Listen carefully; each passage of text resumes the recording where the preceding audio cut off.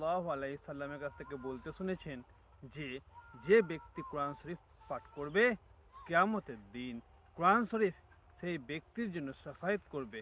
তাই সেই কোরআন শরীফ সেই ব্যক্তির জন্য আল্লাহর দরবারে ফরিয়াদ করবে। তাই আমরা একটু কোরআন শরীফ শুনে নিই। আউযু বিল্লাহি মিনাশ শাইতানির রাজিম। বিসমিল্লাহির রহমানির রহিম।